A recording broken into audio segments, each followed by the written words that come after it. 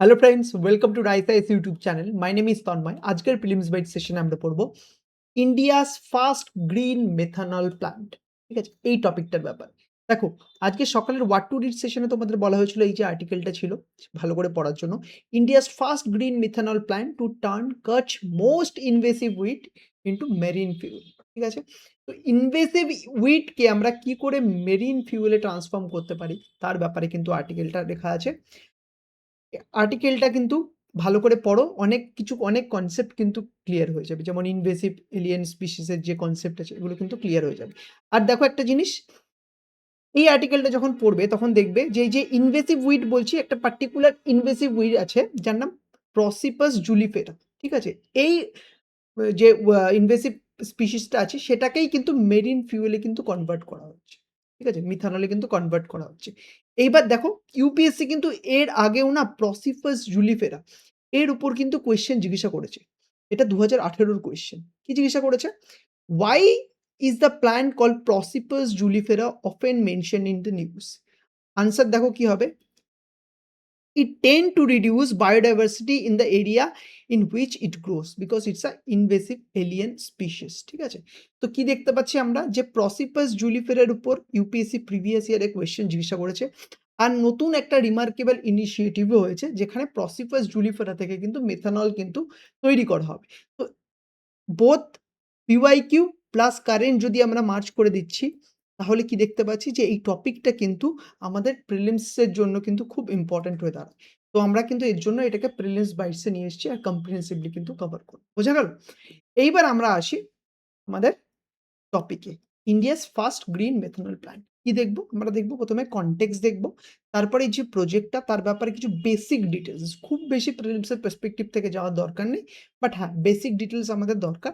দেন যেটা ইম্পোর্টেন্ট, এই প্রসিপাস জুলিফেরের ব্যাপারে আমরা কিছু বেসিক ইনফরমেশন আমরা বুঝবো। ঠিক আছে? তারপরে এই গ্রিন মেথানল প্রোডাকশন প্রসেস যেটা আছে সেটা আমরা ডিটেইলসে জানবো। দেন স্ট্র্যাটেজিক সিগনিফিকেন্স কি আছে এই যে পার্টিকুলার ইনিশিয়েটিভটা সেটার ব্যাপারে জানবো। তারপরে যেটা তোমাদের জানতে হবে যে নীতি আয়োগের যে মিথেনল ইকোনমির যে কনসেপ্টটা আছে সেটা কিন্তু তোমাদের বুঝতে হবে। The concept of methanol economy, এটা কিন্তু তোমাদের ক্লিয়ার থাকতে হবে। ঠিক আছে? অ্যান্ড দেন একটি প্রিলিমস এর এমসিকিউ আছে যেটা কিন্তু তোমাদের সলভ করতে হবে। বোঝা গেল ফ্লোটা? এবার দেখো কনটেক্সটে আসি। কনটেক্সটে কি বলছে? যে ইন্ডিয়ার যে ফার্স্ট গ্রিন মেথানল প্ল্যান্ট এটা কিন্তু অপারেশনালাইজ হতে চলেছে। ঠিক আছে? কোথায় হতে চলেছে? দীনদয়াল পোর্ট অথরিটি, এটি কোথায় আছে? এটি কিন্তু গুজরাটে আছে, কান্দলা পোর্ট। ঠিক আছে? দীনদয়াল পোর্ট অথরিটি কান্দলাতে আছে গুজরাটে। ঠিক আছে? তো এই গ্রিন মেথানল প্ল্যান্টটা কিন্তু অপারেশনালাইজ হতে চলেছে। বাট এটা কেন এত সিগনিফিকেন্ট? ঠিক আছে? এরকম তো অনেক প্ল্যান্টই মানে ইথানল প্ল্যান্ট তো অনেক কিছুই হচ্ছে। ঠিক আছে? কিন্তু মানে এই যে পার্টিকুলার যে আ প্ল্যান্টটা সেটা এতটা কেন সিগনিফিকেন্ট সেটা কিন্তু তোমাদের জানতে হবে। সেটা এই কারণেই সিগনিফিকেন্ট, কারণ এই প্ল্যান্টটা কিন্তু ইউটিলাইজ করছে প্রসিপাস জুলিফেরা। প্রসোপিস জুলিফেরা এই যে পার্টিকুলার ইনভেসিভ এলিয়েন স্পিসিস আছে এটাকে। ঠিক আছে? আর এইটা দেখো, এই যে স্পিসিসটা আছে এটা কিন্তু তোমরা সবাই জানো গুজরাটে বান্নি গ্রাসল্যান্ড আছে। এই বান্নি গ্রাসল্যান্ডের জন্য না এই স্পিসিসটা কিন্তু খুব ক্ষতিকারক। ঠিক আছে? মানে সেখানকার যে লোকাল বায়োডাইভার্সিটি সেটা কিন্তু এই স্পিসিসটা কিন্তু নষ্ট করতে একটা কিন্তু সিগনিফিকেন্ট কিন্তু ভূমিকা নিয়েছে। ঠিক আছে? তো এই যে পার্টিকুলার স্পিসিসটা আছে এটাকে যদি আমরা effectively যদি মিথানল প্রোডাকশন এর জন্য ইউজ করতে পারি তাহলে কিন্তু আমরা বোথ আমাদের যে বায়োডাইভার্সিটির উপর থ্রেট সেটাও আমরা মিটিগেট করতে পারবো। এর সাথে, সাথে আমাদের যে অয়েলের উপর, ক্রুড অয়েলের উপর যে ডিপেন্ডেন্সি সেটাও কিন্তু আমরা কমাতে পারবো। বোঝা গেল? তো ইটস আ মাস্টার স্ট্রোক। ঠিক আছে? এইবার এই প্রজেক্টটার ব্যাপারে আমাদের কি জানতে হবে? কিছু বেসিক ডিটেইলস জানতে হবে। লোকেশন তোমরা প্রথমেই জানতে পারলে যে এটা কিন্তু দীনদয়াল পোর্ট অথরিটি, কান্দলা, গুজরাটে কিন্তু হচ্ছে। ঠিক আছে? আর এর যে প্রোডাকশন ক্যাপাসিটি হবে যে প্ল্যান্টটা সেটা 5 tonnes of methanol per day এর প্রোডাকশন ক্যাপাসিটি। আর এটি কারা ডেভেলপ করছে? লোকেশন তো আমরা দেখলাম Deendayal port authority. But develop করছে কিন্তু ২ টো কোম্পানি মিলে, থার্ম্যাক্স এনার্জি পুনে বেসড আর হচ্ছে অঙ্কুর সায়েন্টিফিক বরোদরা বেসড। ঠিক আছে? এই ২ টো মিলিতভাবে কিন্তু এই পার্টিকুলার প্ল্যান্টটা ডেভেলপ হচ্ছে। আর অ্যাজ আ ফিডস্টক মানে অ্যাজ আ হিসাবে র ম্যাটেরিয়াল হিসেবে কিন্তু প্রসিপাস জুলিফেরা যে যেটাকে কাচ উইডো বলা হয় সেটা কিন্তু ইউজ করবে। বোঝা গেল? এইবার আমরা প্রসিপাস জুলিফেরার ব্যাপারে আমরা কিন্তু বেসিক ইনফরমেশন জানবো যে কেন এটা এতটা নিউজে আছে। ঠিক আছে? দেখো, এই যে পার্টিকুলার স্পিসিসটা আছে এটা কিন্তু ইন্ডিয়ান অরিজিন না। এটা কোথায় অরিজিন হয়েছে? এটা মেক্সিকান অরিজিন। এই স্পিসিসটাকে কিন্তু ব্রিটিশ ইন্ডিয়াতে নিয়ে এসছিল 1920s এ। এবার কেন নিয়ে এসছে? কিছু তো কারণ থাকবে। কারণ হচ্ছে দিল্লিকে গ্রিন বানানোর জন্য। ঠিক আছে? এই গ্রিন দিল্লি করার জন্য, দিল্লিতে আরো বেশি গাছপালা এসব করার জন্য তারা এই পার্টিকুলার স্পিসিসটাকে মেক্সিকান অরিজিন স্পিসিসটাকে ইন্ডিয়াতে নিয়ে এসেছিল। এরপর গুজরাট গভর্নমেন্ট, বিশেষ করে গুজরাট ফরেস্ট ডিপার্টমেন্ট কিন্তু 1961 এ কিন্তু এটা গুজরাতেও কিন্তু ইন্ট্রোডিউসড করেছিল। ঠিক আছে? আর এটা যেহেতু লোকাল ইকোসিস্টেমের পার্ট না, তো তারা কি করেছে যে লোকাল ইকোসিস্টেমে প্রবেশ করে ওখানকার যে নেটিভ স্পিসিস তাদের সাথে কিন্তু মানে তাদের সাথে যে ইকোলজিক্যাল যে ব্যাটল সেখানে কিন্তু তারা জিতে কিন্তু কি করেছে যে ওখানকার যে ডমিনেন্স করা কিন্তু শুরু করেছে। আর এর ফলে কি লোকাল স্পিসিস কিন্তু নেগেটিভলি প্রচুর এফেক্ট হচ্ছে। ফর এক্সাম্পল দেখো যে encroachment into salt desert, Rann of কচ্ছও কিন্তু তারা চলে এসছে। ঠিক আছে? এতে কিন্তু কি হচ্ছে না লোকাল বায়োডাইভার্সিটির উপর সিগনিফিক্যান্ট কিন্তু নেগেটিভ ইফেক্ট কিন্তু দেখা দিচ্ছে। বোঝা গেল?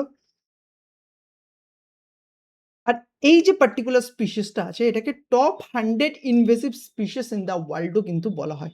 এতটা পরিমাণে ক্ষতিকারক।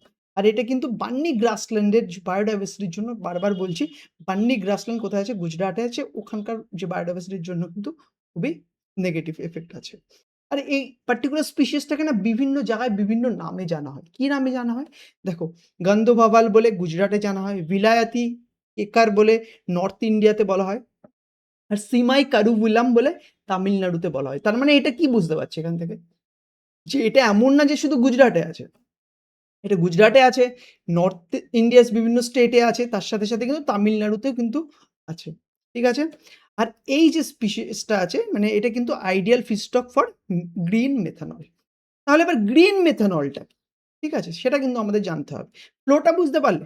১ম এ আমরা দেখলাম যে প্রজেক্টটার ব্যাপারে জানলাম। সেখানে আমরা দেখলাম যে প্রসিপাস জুলিফেরাকে ইউজ করতে হবে।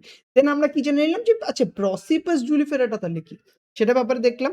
তারপরে আমরা দেখলাম যে না এটার সাহায্যে কি হবে? না গ্রিন মেথানল তৈরি করা। তাহলে গ্রিন মেথানলটা কি? গ্রিন মেথানলের প্রোডাকশন প্রসেসটা কি? দেখো, কনভেনশনাল যে মেথানল আছে সেটাকে কোথা থেকে? না fossil fuel specially natural gas, coal, ঠিক আছে? এখান থেকে কিন্তু তৈরি করা হয়। বাট গ্রিন মেথানল কিন্তু কোথা থেকে তৈরি করা হচ্ছে? যে গ্রিন যেহেতু আছে দেখো, তার মানে বায়োমাস, এগ্রিকালচার রেসিডিউ এগুলো তো থাকবেই। ঠিক আছে? এইবার আমাদের যেটা জানতে হবে যে আচ্ছা তাহলে প্রসেসটা কি? কিভাবে তৈরি হচ্ছে? ঠিক আছে?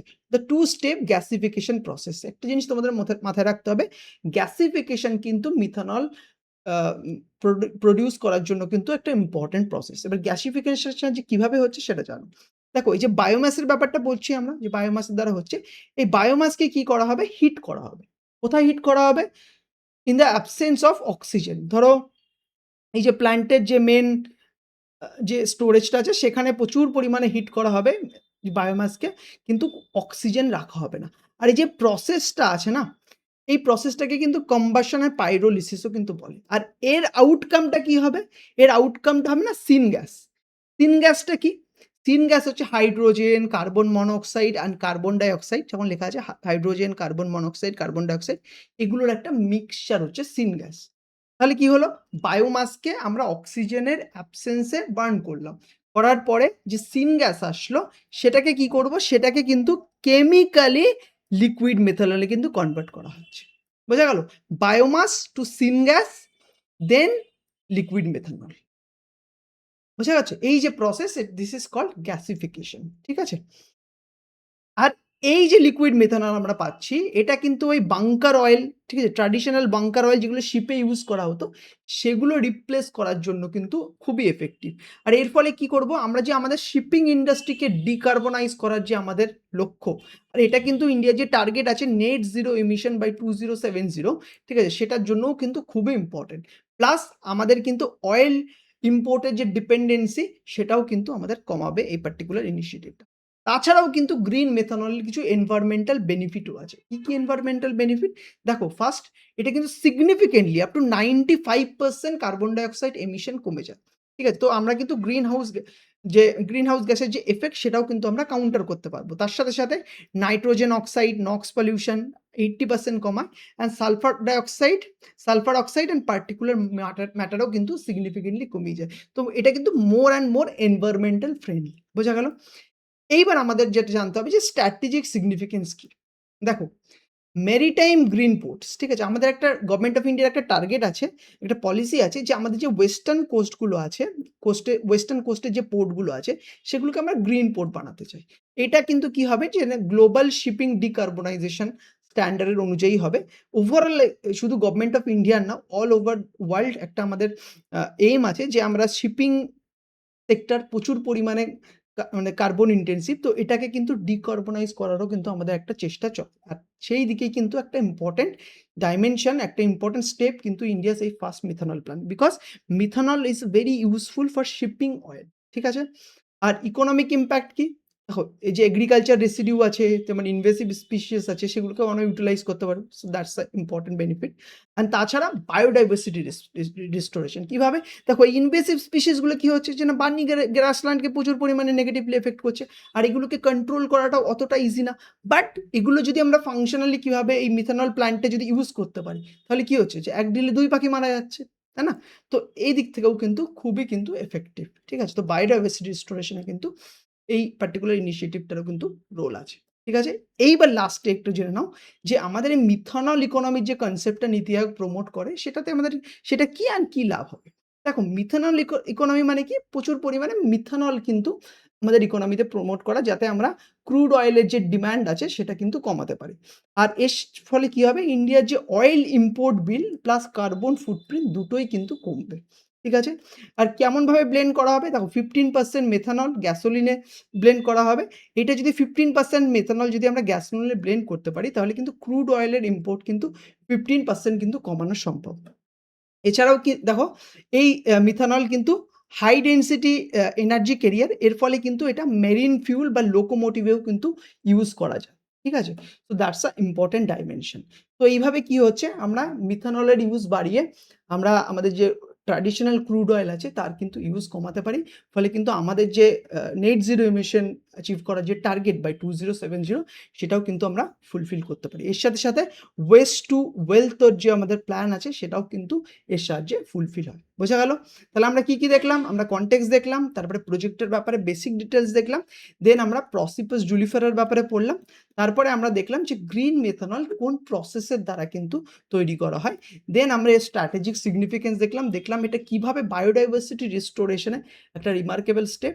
লাস্টে আমরা নীতি আয়োগের যে মিথানল ইকোনমির কনসেপ্টটা আছে সেটা আমরা বুঝলাম। এইবার এটা হলো প্রিলিমসের যে এমসিকিউটা আছে, তোমাদের এবার সলভ করতে হবে। স্ক্রিনটাকে পজ করো, কোয়েশ্চেনটাকে সলভ করো, ঠিক আছে? আর কমেন্ট সেকশনে যেয়ে জানাও এর আনসারটা কি হবে, ঠিক আছে? আশা করি বুঝতে পেরেছো। তোমাদের যদি কোনো কোয়েশ্চেন থাকে, তোমরা এই ভিডিওর কমেন্ট সেকশনে যেয়ে আমাদের জানাতে পারো। আমাদের টিম কিন্তু তোমাদের ডাউট রিসলভ করে দেবে। Thank you so much student for attending this particular discussion, and all the very best for your upcoming prelims exam. Thank you.